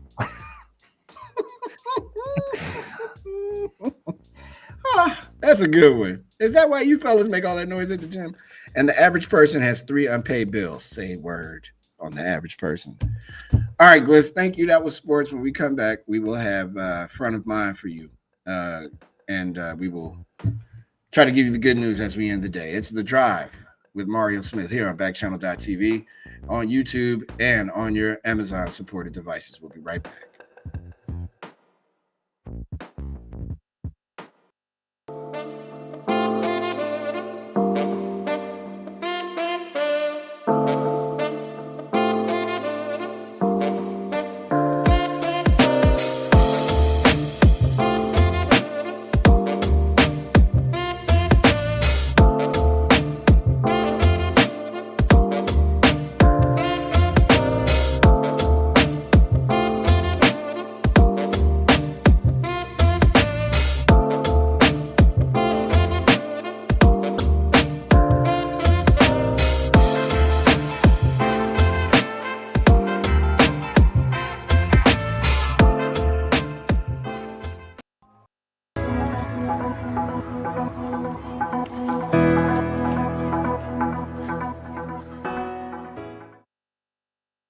to the drive, everybody. Just to give you a studio production update. Yes, my light completely went out. So here we are. I feel like I'm in the dark, but I'm not. I'm still. There's still light. Uh, there's a great deal of light behind me.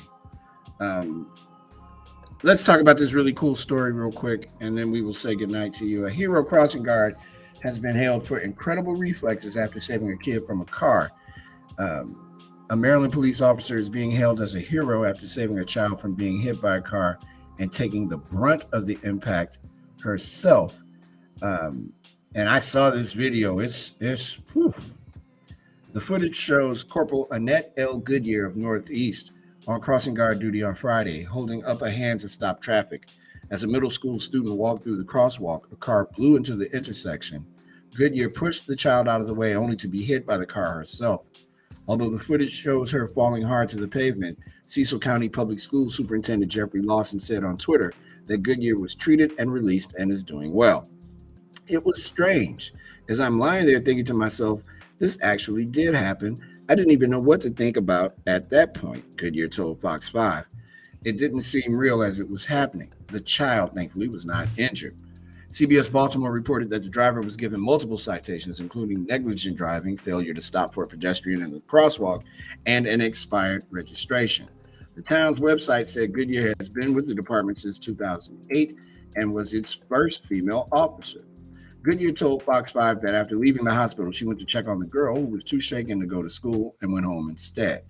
Quote, she came down the stairs, saw me standing there, and as she was walking toward the door, she was getting teary eyed, and you could see it. And when she got teary eyed, then her dad started getting teary eyed, and we all started at that point, Goodyear told the station. I was just so thankful she was standing there and that she was okay. That is a cool story if I have ever read one. Right crossing guard, Goodyear. Appreciate you and your service. Thank you so much. And as usual, Bliss, at the end of the show, that's when everybody starts joining in. Do we need to add an hour? Are we allowed? Not today. Not today. I'm just asking. Kevin so. says yes. I think we get kicked off automatically. So I don't. Kevin said we should. He said yes. Adi joined the stream, and Angel and Diane and Eli and Ron. I'm down. So you know what? Here we go. Mario's at it. On Backchannel.tv, you can leave a review of the show. Tell the people what you want. Now, it doesn't mean it's going to happen, but tell the people what you want. Ronan's in Florida. I said that, didn't I? Angel's in Texas. Yeah, tell the folks what you want. On Backchannel.tv, you can leave a review of the show. Please feel free to do that. We would love to hear maybe what you think about our program. This is hilarious, dude. I I laughed so hard when I saw this morning. President Putin appeared to pretend to be asleep as the Ukrainian Winter Olympic team entered the Bird's Nest Stadium in Beijing during the opening ceremony of the Games. The Russian president, who currently has a large military force gathered on the border with Ukraine, closed his eyes and sat with his arms folded across his lap whilst the team from Russia's neighbor entered the arena. He is petty. Oh, I was going to say, that's so petty. Ooh, he is a petty man. He's like, I will go to sleep now. I do not want to watch the Ukrainians. All of a sudden, Vladimir is sleeping. That's awesome. Oh, that might be the story of the Olympics right there. Putin. What a petty dude. That's so petty. And this right here, man, this is a cake taker. Are you ready, America? Here we go. For Christmas 2 years ago, Jessica Harvey Galloway was gifted a home DNA test kit by her parents. They got the results and logged on. There's Irish, German, English, Welsh, French, all these things. And there's no Italian, Sicilian. Nearly 30 years ago, the couple had turned to a doctor at Summit Health System's Akron campus in Ohio to help them on their journey to become parents. With the help of IVF, the couple conceived a daughter. But according to the family, the DNA test showed Jessica's biological father was someone else entirely, a complete stranger to the family. The father said the trauma is hard to explain, like waking up in someone else's life. Now the couple is suing, alleging they were the victims of medical malpractice, negligence, and a breach of contract to demand accountability, regulation, and oversight for the system so that it does not fail other families. I wonder, I hope to follow up on that. Who could the father be? What if it's like his best friend? Maury. Yeah. Marsha. You are not the father. Put it on Maury, that's right. They should do a DNA test on Maury. They'll find it. That's what they do. On this date in 1940, I mean, if you watch that sort of thing, in 1940 on this day, Walt Disney's animated film Pinocchio is released. In 1984, space shuttle astronauts Bruce McCandless II and Robert L. Stewart make the first untethered spacewalk. Born on this day, Chris Rock's birthday is today. He's 57 years old. One of my favorite basketball players, and a person who I hate now because he's a coach for the Nets, Steve Nash. His birthday is today. Ashton Kutcher, Midwest guy, big Bears fan, turned 44 today. And hey, man, they're not going to win the Super Bowl, but it's Matthew Stafford's birthday today. He's 34 years old. On this date in 1964, the Beatles arrive in New York for their first U.S. tour. They make their first television appearance in America on the Ed Sullivan Show 2 days later. And one of my favorite songs in the world. Oh, I love it. Celebration by Kool and the Gang. It's number 1 on the U.S. Top 40 chart and stayed there for 2 weeks. And that was in 1981. And in 1994, Whitney Houston is the big winner at the 21st Annual American Music Awards, winning 8 American Music Awards. How about that, huh? What a day. Milo, your dog's on the stream? No, that's Jack. Hey, Jack. It's probably my wife. Just picked up Jack and probably just got home from work. What's your wife's name? Lindsay. Hi, Lindsay. I'm Mario. How you doing? Your husband's been making me look great the last 17 shows. Just so you know, he's a great guy. You got a good one with Gliss. Good for you, Lindsay. And if this is Jack, just tell your mother hello, please. Just in case. That's it, man. It has been a pleasure as I'm getting darker and darker because my light completely ran out. I mean, we'll have to fix that. There you go. How about that? There you go. We can get you a lantern to hold. Yeah, and maybe I can. Hold on a second. Hey Siri, turn it. Yeah. Hey Siri, turn the torch on. Did it do it? Didn't help very much. Oh, there it is. I've turned torch on. Thank you, Siri. All right. Hey, look at that. That's a little better. Yeah. All right. Thanks, Gliss. Appreciate you, man. Appreciate you. That's not a word, but I appreciate you. See ya. See you soon. On behalf of all of the folks at Backchannel.tv, we appreciate your patronage today, and we thank you for being passengers on the drive. For Jay Gliss, my name is Mario Smith. As the sun sets in the third largest city in the United States, we thank you for watching, and we'll see you tomorrow. Peace.